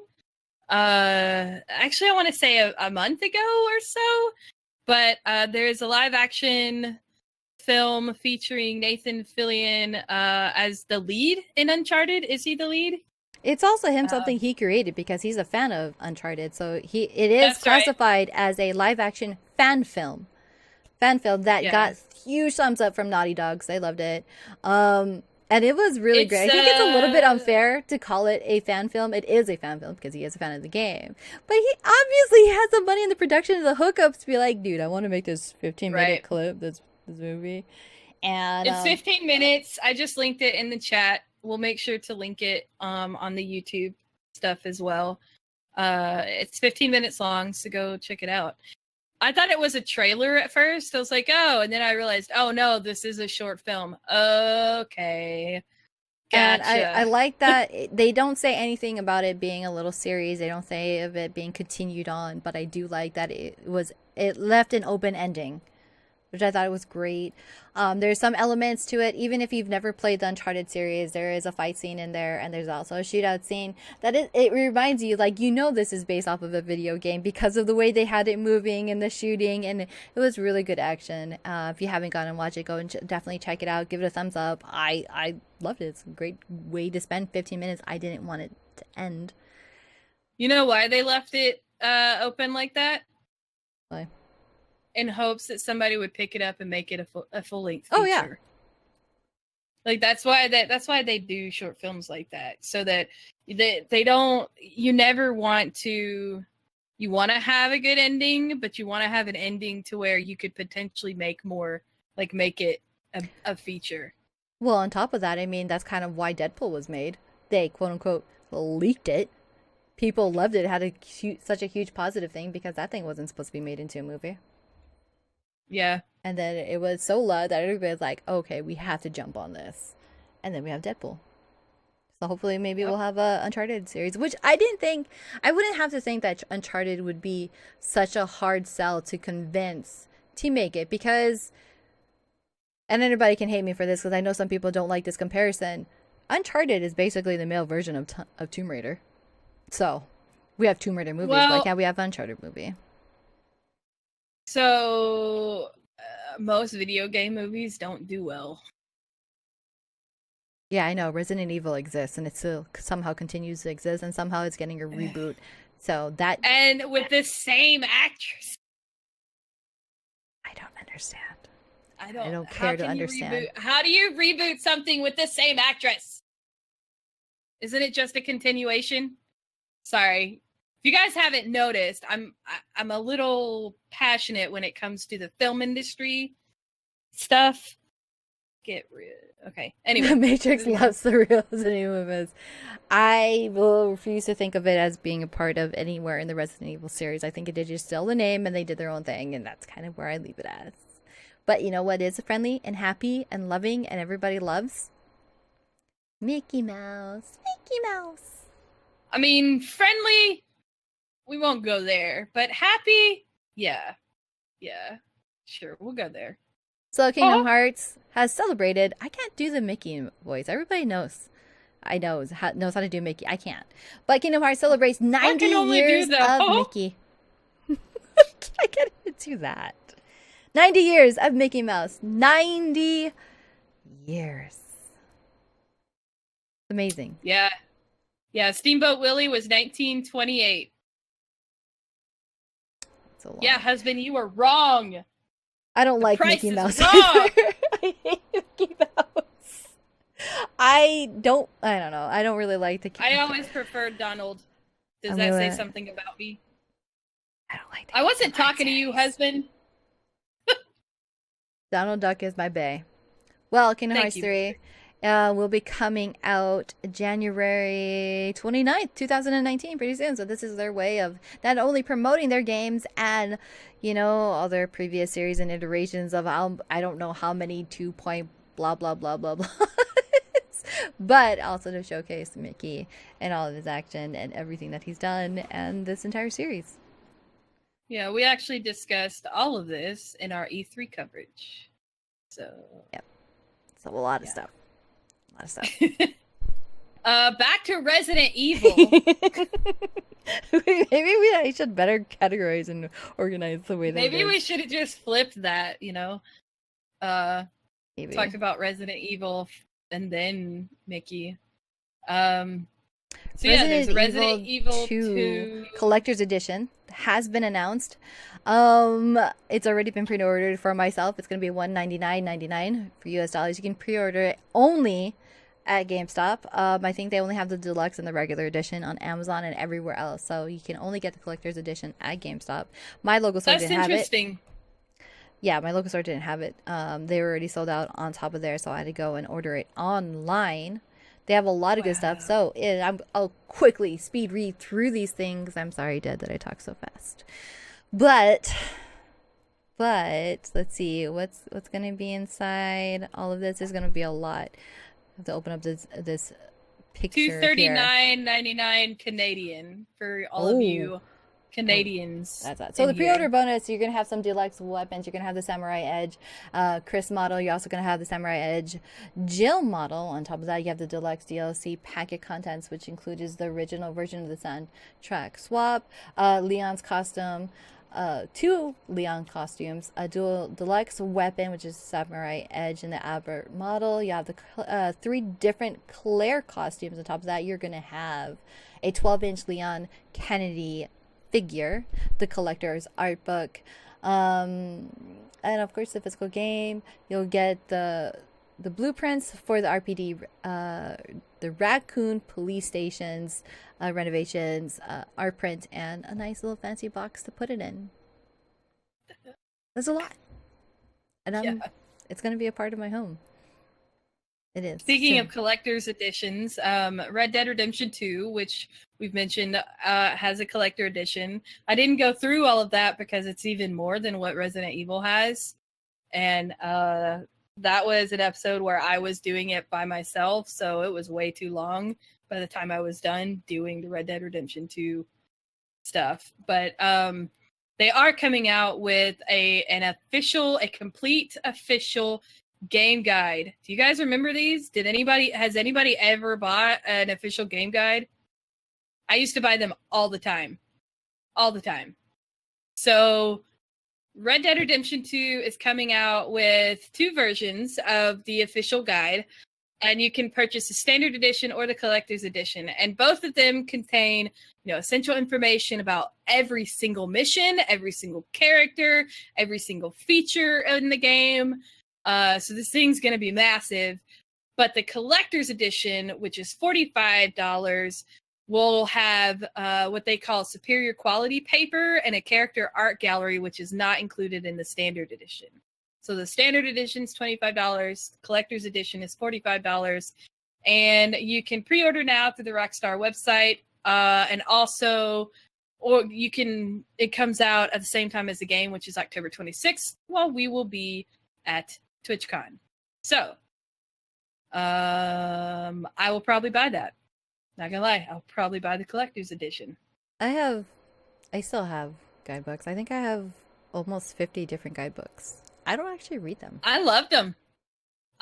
When I first started playing World of Warcraft, I bought a guidebook for Lich King because I didn't understand how to play. Oh my god, I was the best rogue on that server because of that freaking guidebook. Now there's, websites for that kind of stuff. But yeah, it was great. I love game guidebooks. I want the Fallout 76 Collector's Edition as well, Dad, and I'm really hoping that they come out with it because at Fallout 4 they had a shortage, and eventually they opened it up for more, and I'm kind of hoping they do that for the Fallout 76 things because I want that helmet so bad. I mean, they're already out. They're sold out of those helmets already. Yeah, I know. Yeah, speaking of WoW. That's why I'm hoping, like, with Fallout 4, they were really quick to sell out on the Pip-Boys, but eventually they came out with more because there's such a huge demand for it. So I'm kind of hoping they do the same for 76. But we shall see. But do we really have to talk about this? We can lightly touch it. Okay, so Jaina is a whiny little B-word. Okay, that's why you didn't want to talk about it. You don't like her. Got it. Warbringers just does nothing but prove my point. If you guys want to watch it, we'll post it. Other than that, for the Horde. Okay?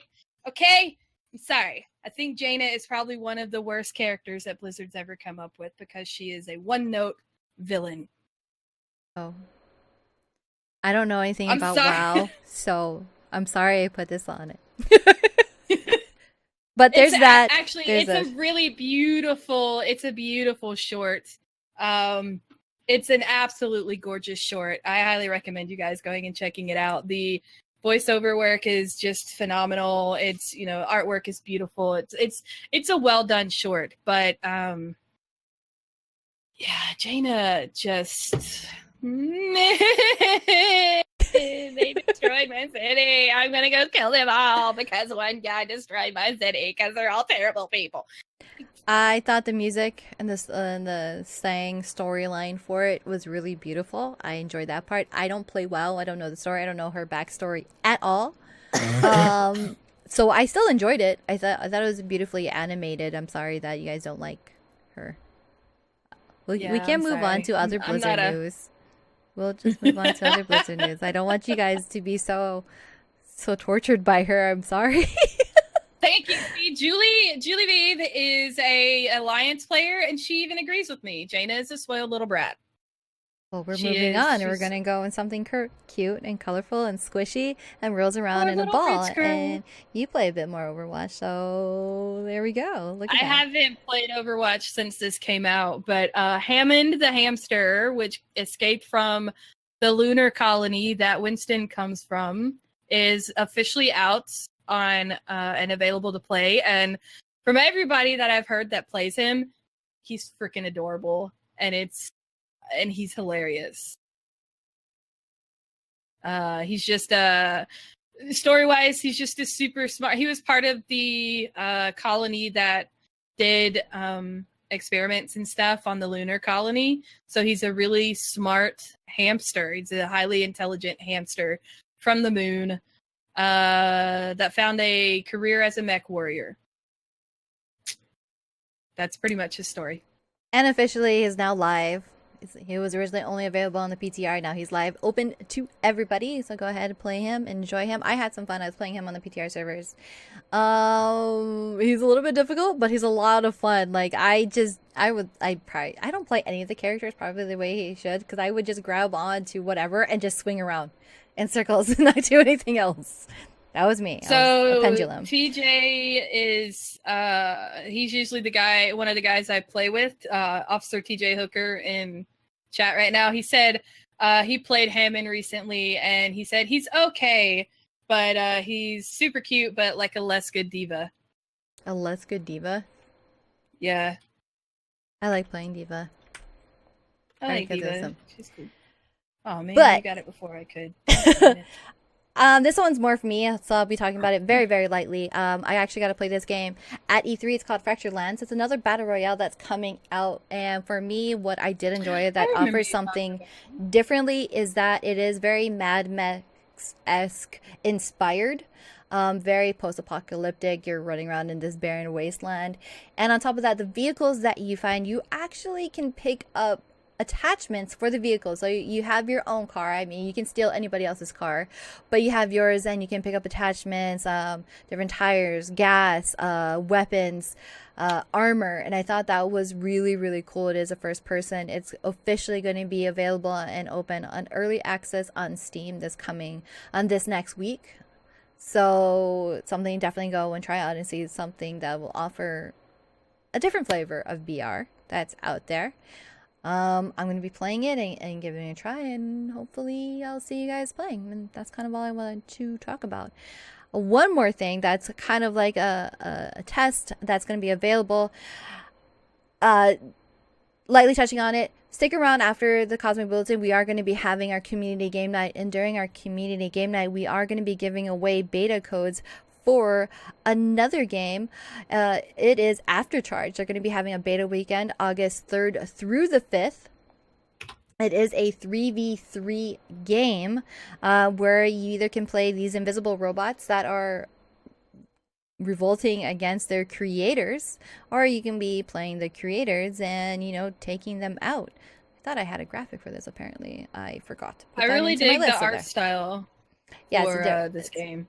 It's a different thing. We're going to be definitely giving out a lot of beta codes during our community game night and hopefully throughout the week. If you're already a member of GirlStreamers, you're in our community, you can go ahead and DM me. I have a bunch of codes that I can give to you. You can give it a try and play it. If you need a couple more extra for friends, I can give you those too. If you want to host a giveaway on your channel, I got you. I got codes for days. I got you, boo-boo. So this is Aftercharge. Yeah, beta weekend, August 3rd through the 5th. Which is next weekend. Yeah, this coming up weekend. Today. Yeah. Two more things in our video game stuff. So we have Xbox games with gold. Because we like those free games. You want to take advantage of, if you're going to be paying for these subscription first services to play online, you might as well get other things too. So we have games with gold. I am very confused as to why my graphics are not up here. I'm so disappointed in myself, and I apologize for that. But you can also find all of our notes. I posted up on our Medium blog as well, medium.com/GirlStreamers. And if you're watching it on YouTube, we have our link located over there. You can go and find it. But for Xbox games with golds for the month of August, you're going to be getting Forza Horizon 3 and For Honor for Xbox One. You'll also be getting Dead Space 3 and Epic Mickey 2, The Power of Two for Xbox 360. Go ahead and claim those Forza things. Horizon 2, by the way, not 3. Oh, 3. Oh, sorry. I'm sorry. Correction. Thank you. Forza Horizon 2. Last but not least, if you haven't noticed it, and if you're a PC player, you probably hail Gaben, and you have Steam. You notice that Steam went through a nice little overhaul on their Steam update here. It's needed. It was needed. Oh my god, I don't remember that the last time they had an overhaul to their stuff like that. I thought it was really nice. So their Steam client update, definitely, it's more so as far as communications. It's very Discord-esque kind of setup, and the way that you can create parties, you can see what your friends are playing, who are grouped up, and I thought that's great. I think that's awesome, especially if they're playing together. It gives you a better, like, hey, what should I play? Very quick and easy to tell from their friend list GUI what your friends are playing. Yeah. Or not playing. I like it. Very like clean. that it will tell you who all is in a group together too. I think that's neat. And that was our video game news. Yeah, so moving on to tech news, we're gonna try and fly through these pretty quickly because we do need to wrap this up so we can do community night.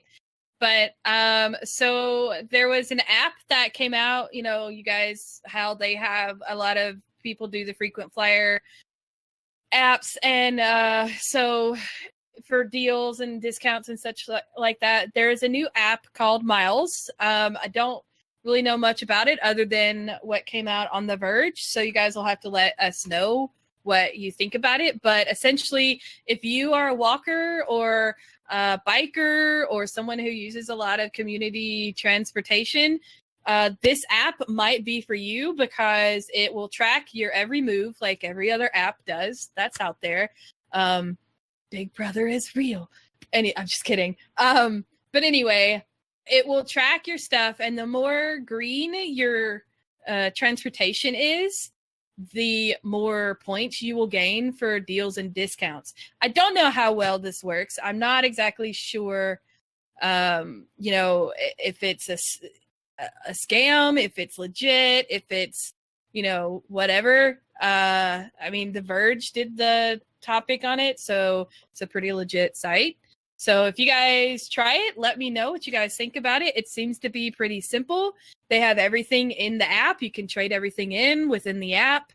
And you get, like I said, the more green your mileage is, the higher points you'll get. So if you do public transportation over driving a car, you will actually gain like a point instead of 0.5 points. So yeah, that was a new little app that I thought was interesting and worth noting for those of you who are always looking for a discount. Now let us know if you have tried it out, how you feel about it. I have different feelings. I'm sorry. If you see a graphic pop up that's not supposed to be there, I need a third monitor. I so need a third monitor. Obviously. I do. There's so much windows I have open here. I'll let you take the next one too. I don't have too much. Okay, so EU has fined. So I don't know if you guys have noticed with the Facebook and all that stuff. The EU has been cracking down a lot on online businesses, streaming sites, all of that kind of stuff, and they've been fining people for not adhering to their laws. And the antitrust authority issued a series of penalties fining electronic companies Asus, Denon and Marantz, Philips and Pioneer, and more over $130 million in 4 separate decisions for imposing fixed or minimum resale prices on their online retailers in breach of EU competition rules. So basically they so the article, which, you know, I will link from TechCrunch, yeah, it's a pretty serious offense. So basically the EU, they don't do capitalism the same way America does, and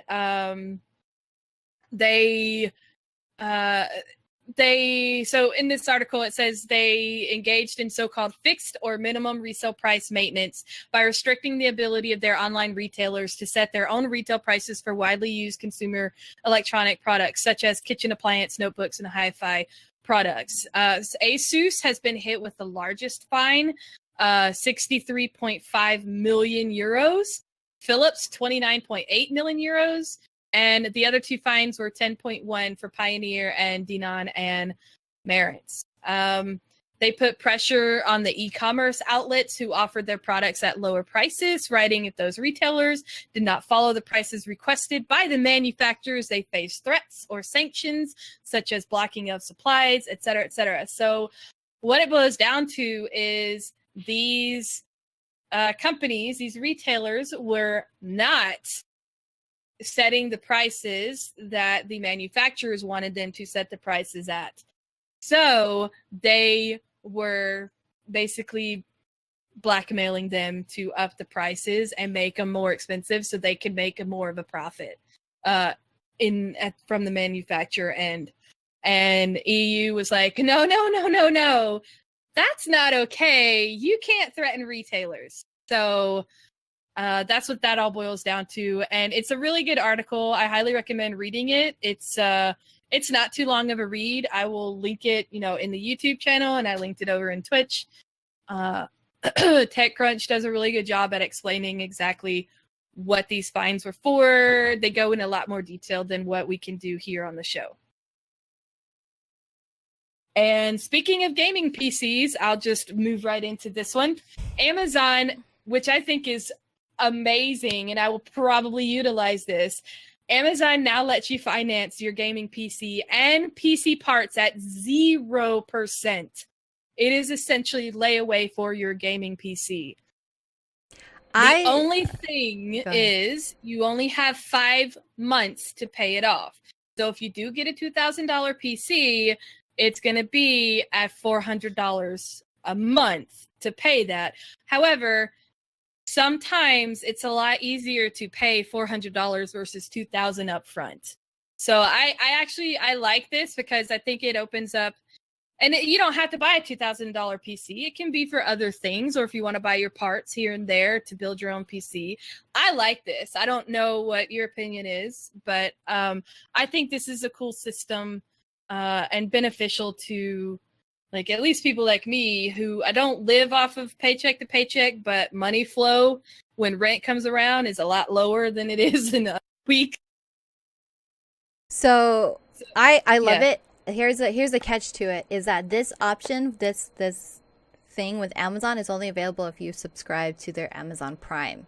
There's another catch to it. You have to have Amazon Prime. Okay. So if you go to the link, if you're clicking on top of the link for that, if you do not have Amazon Prime, it will not let you look at that and be like, oops, something's wrong. It'll still show you the PC parts, but it will not enable, like, hey, you can finance these parts now. I think that's a great option. I wish they kind of announced that before Prime Day. I would have bought a whole bunch of stuff, to be honest. I probably need why they a PC didn't. upgrade. Yeah, I need a PC upgrade. I do. I severely do. You are not alone. I love that that's going to be available. And I didn't realize it was just for Prime members. So that's yeah, but I kind of understand. It's kind of like a benefit of being a Prime member. Here you get this option. So yeah, I understand from a business perspective. I understand. I get it. Not that Amazon doesn't need any, like, doesn't have enough money already as it is. I'm just throwing it out there. Here, we can finance this thing too that you can't pay for up front, but you can borrow money from us, borrow time from us for this. This one is a nice little tidbit. It is actually one of my favorite things about my setup. Elgato did announce that they have a Stream Deck Mini for $99.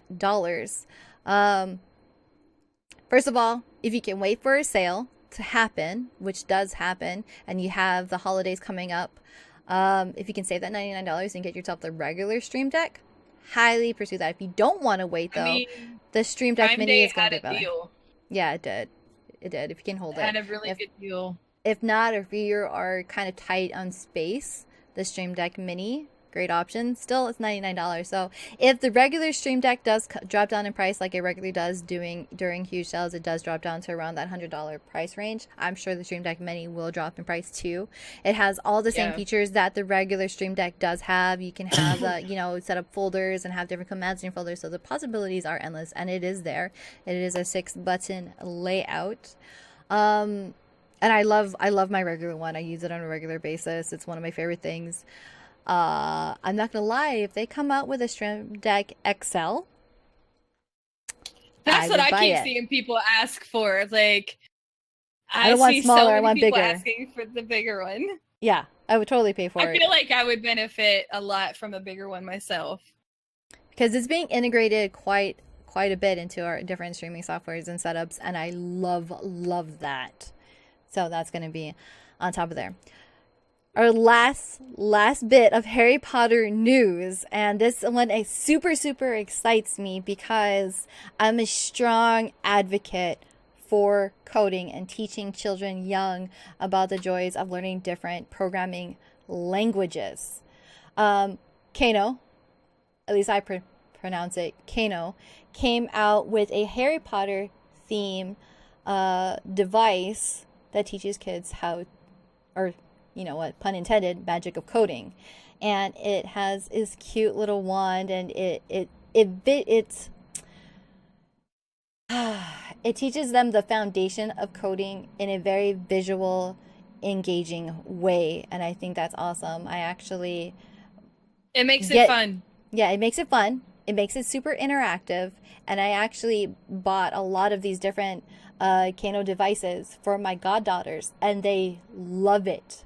They absolutely love it. The last gift that I bought them wasn't necessarily a digital device like that. I actually bought them this Harry Potter themed lamp. That was a book. It had the Wizarding World. I forgot which textbook it was. It was leather bound, and you open it up and turn it into a lamp for them for their book space. And now I'm going to go and get them this. You can pre-order it on Amazon. And it has this little nice like motion sensor built into the wand, so that as you create your programming on your iPad or your Android device, it actually senses those motions and it creates and you can control what's on the screen. I love it. I think it's great. I think it's great for children of all ages. I even think it's awesome for, you know, adults wanting to learn something new. It makes I kind of want to invest in this. It is. It's a lot of fun.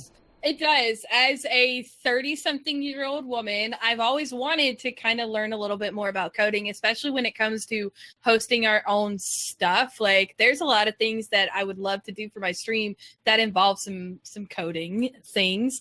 And I don't know how to code. I know very little, and HTML isn't really a code. And that's the only thing I really know. And this is I love this. I absolutely love this because it's so creative the way they did it, and it makes you want to learn it because it implements something that you are into and because coding is creativity. It's very creative to be a coder. So I love that they were able to. This is just so cool. I'm excited. I want to actually invest in this. Yes, for myself. You have enough, you too. Like, my goddaughters are 3 and 4 years old, and I've been buying these things and products from Kano that teaches coding from them since my oldest goddaughter was 2. And since it's a visual thing that they're learning from, they're picking it up really quickly. And if it's not even just learning about language, it's teaching them how to analyze and construct problem-solving skills for the real world. Yeah, and I think that's absolutely beautiful. That's so cool. That my nephew, my brother and sister-in-law are very into they're nerds like I am. They've bought him a whole bunch of Harry Potter stuff. So I should totally buy that for him. They would probably really dig playing with him with it as he got older, especially because my brother is in the tech side of the military. So, and that's it for the big new stuff. The rest of it, we have GS things, and we can really quickly go through those.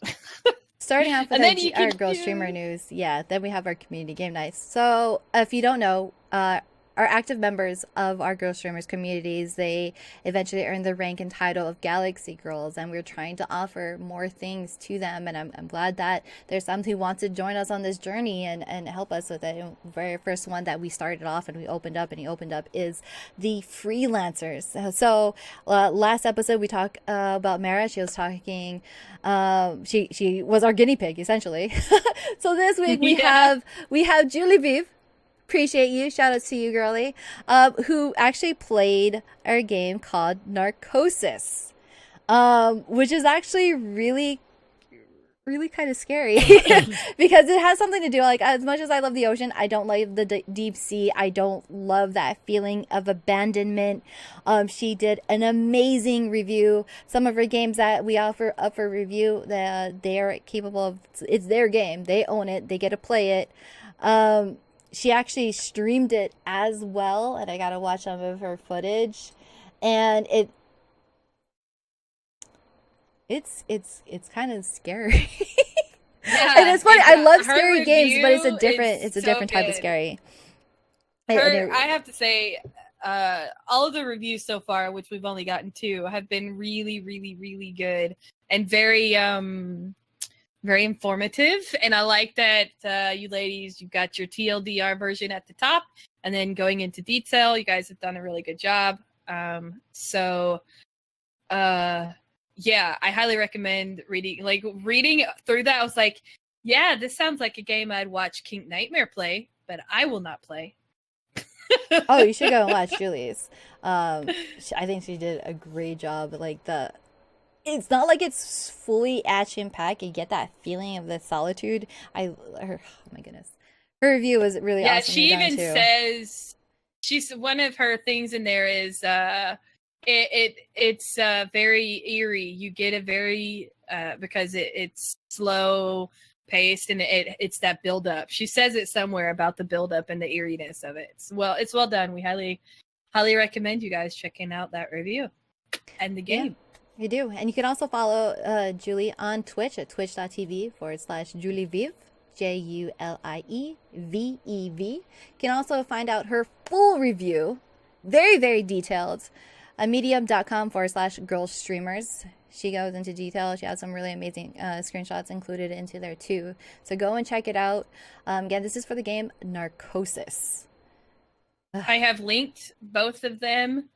I have linked it in chat here in Twitch, and I will link that in YouTube as well. And we know, Dad, we're trying to hurry it up. Come on, give us a break. I need to go to sleep. That's her whole thing. Okay. No, her man. Twitter, she just tweeted that we like to talk. Oh. Well, geez. Gosh. We're getting there. But this is my favorite part of all of our Cosmic Bulletins, is that the women in GirlStreamers, they work incredibly hard. They work incredibly hard on their brand, on their style, and on streaming, and just engaging in the community and building up and being part of this entire streaming world. So we offer this part up to them when they make the affiliate status or part, or any huge milestone for them, really. A shout out here. So congratulations on all your hard work. Sushi Flower, Venom Killer, Tilted Owl, Jolie Pixie, Pixel Page, Valkyrie of Hell, The Evil Queen 135, and Miss Marsh Moo. Again, you can go and check out all of their check out all of their channels here. And it's not even just about the Twitch streamers. If you're a part of the community and you've had hit affiliate or anything special on either Mixer or Facebook or YouTube, we want to know. We want to give you a shout out and spotlight you and let you know that we are proud of you, and we hope that we are helping you here at GirlStreamers, and that is our huge thing, to help support, encourage you, and help you grow. That's our number one thing, and that's all we want to do for you guys. So thank you. If in the next 2 weeks before the Cosmic Bulletin episode number 10 you hit affiliate or something, let us know. DM Nymphadora or myself. We also put in a Google link to combine all that information if something great happens to you in the next 2 weeks, so we can give you a shout out. And it's not here. Just Twitch affiliate. I realize that I also kind of skip over Mixer and Facebook and YouTube as well. If you guys make partner or whatever their levels are, I'm not familiar with all of the other platforms, so whatever I know Facebook has something that's kind of equivalent to affiliate, so if you hit any of those, let us know. We will be happy to promote you, because we are really, really proud of you guys, ladies. And then Nymphadora over here on Sundays, every other Sunday, she hosts a bi-weekly podcast. So the next podcast will be on August 5th with the Awesome Owl. You want to go into detail? Yeah. Sorry, I took that away from you. No, that's fine. We don't have a graphic for it. We'll have it Monday. Sorry. Awesome Owl. It will be, unfortunately, I did not pay attention to timing and stuff. I am actually participating in the PUBG Broadcaster Royale, which is on August 5th. So we are actually pre-recording her podcast because I don't think I'll be done in time for a live version of the podcast, unfortunately. But she was totally down for pre-recording it. So there will be no Q&A for this particular podcast, unless you guys want to DM me and say, hey, I got a question for Awesome Owl. I'll totally add it in if you guys want to actually ask her a question. Or you can tweet me and say, hey, I've got a question for her podcast. Hit me up. I will actually interview her tomorrow. So next is, we're still in the month of July. Heartily is our streamer of the month. So don't forget to go check her out. And Stream Theory is out tomorrow, July 29th, with Carice and Izili. And the final thing is our GS Team Community Night is right after this. So stay tuned for Move or Die. And don't forget, we will also be giving away those data codes to, what is it, Aftercharge? Aftercharge. Yes, Aftercharge. So stick around for some fun. And take it away for the closing. I definitely hope you guys stick around for community game night. Move or Die is a lot of fun. We are going to be sticking with 4 of the same girls. We will not be necessarily swapping out like we have been in the past. So it's going to be me, Dead Mannequin, Matrix, and Kaipi. We're all going to be playing Move or Die. But the fun thing about being a part of our chat is that you get to affect how our game is played just by simply chatting in there and changing our mods within the game. It's super interactive. I hope you guys have a lot of fun. It's going to be happening immediately after this. I'm going to stop the stream, set up for all of those things, and then start it up at the fast as I possibly can. So we're going to get through these outros really quickly because Dead is like, oh my god, please stop talking. Please talk faster. Oh, too late. I'm already sleeping. Great, Dead. So our outro. So if you're interested in joining our community, visit our website at www.girlstreamers.com for more information. You can also follow us on Twitter, twitter.com/girlstreamers. You can watch and follow our stream live here on Twitch at www.twitch.tv/girlstreamers_INC. And again, if you're watching this after the fact and on YouTube, be sure to like, comment, and subscribe to our YouTube, and maybe hit that bell so that you get notifications for every time we have a new video available to you. Again, thank you for everybody for joining us for episode 9 of the Cosmic Bulletin. It has been a joy chatting and bringing you guys all the latest news. We appreciate it. And we will see you guys on the next episode, August 11th, here on Twitch. Till then, bye guys, which I hope is only going to be 5 minutes. Okay, bye!